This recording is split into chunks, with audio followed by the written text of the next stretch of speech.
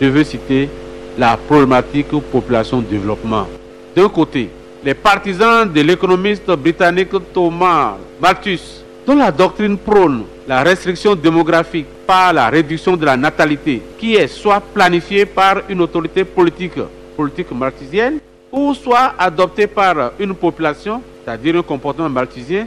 Et pour cela, la misère des travailleurs découle de l'accroissement démographique. Pour d'autres, à l'instar de Gilbert Bladon, il me démontre avec pertinence que la pression démographique ne constitue pas un obstacle au développement de la production, que les meilleurs résultats dans le processus de développement sont acquis par l'accroissement de la population active et de la productivité, et que les politiques pour accroître la population doivent avoir le pas sur les politiques pour faire décroître la population. Dans ce registre, l'un de mes éminents et respectés devanciers, à ce perchoir, n'avait-il pas raison d'intituler son livre « Il n'y a de richesse que d'hommes ». Face à ce dualisme, les esprits s'échauffent inutilement à mon humble avis. Les conférences par ici, les débats par là.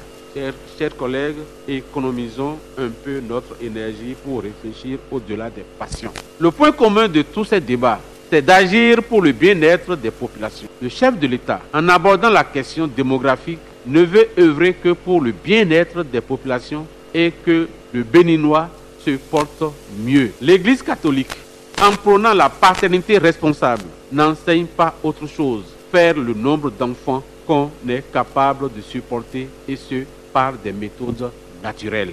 En effet, le pape Paul VI, dans sa lettre encyclique Humanae Vitae, au paragraphe 20 et 21, enseigne que la doctrine de l'Église sur la régulation des naissances, qui promulgue la loi divine, pourra apparaître à beaucoup difficile, pour ne pas dire impossible, à mettre en pratique. Certes, comme toutes les réalités grandes et bienfaisantes, cette loi requiert une sérieuse application et beaucoup d'efforts individuels, familiaux et sociaux. On peut même dire qu'elle ne serait pas observable sans l'aide de Dieu qui soutient et fortifie la bonne volonté des hommes.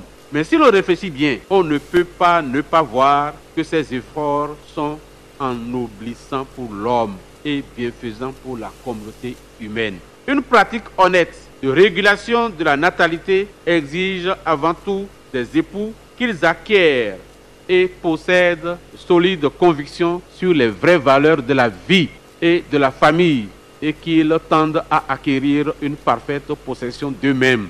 La maîtrise de l'instinct par la raison et la libre volonté impose sans nul doute une ascèse pour que les manifestations affectives de la vie conjugale soient dûment réglées, en particulier par l'observance de la continence périodique.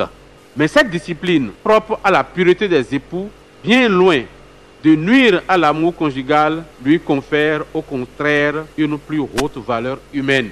Elle exige un effort continuel, mais grâce à son influence bienfaisante, les conjoints développent intégralement leur personnalité. En s'enrichissant de valeurs spirituelles, elle apporte à la vie familiale des fruits de sérénité et de paix, et elle facilite la solution d'autres problèmes. Elle favorise l'attention à l'autre conjoint, aide les époux à bannir l'égoïsme, ennemi du véritable amour, et approfondit leur sens de responsabilité. Les parents acquièrent par là la capacité d'une influence plus profonde et plus efficace pour l'éducation des enfants.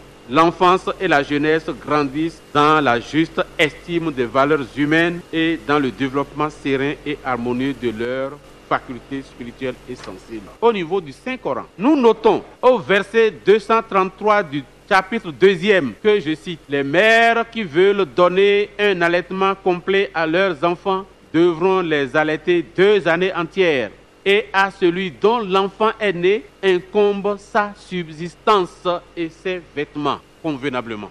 Personne n'est imposé plus que ses capacités. La mère n'a pas à subir de tort à cause de son enfant, ni le père à cause de son enfant. » Autrement dit, chrétiens catholiques, et certainement tous les chrétiens, ainsi que les musulmans, regardent dans la même direction que le chef de l'État, c'est-à-dire la paternité responsable. La paternité responsable. Faire le nombre d'enfants qu'on peut supporter pour le bien-être de nos familles respectives. Mais les méthodes d'y parvenir pourraient peut-être poser problème.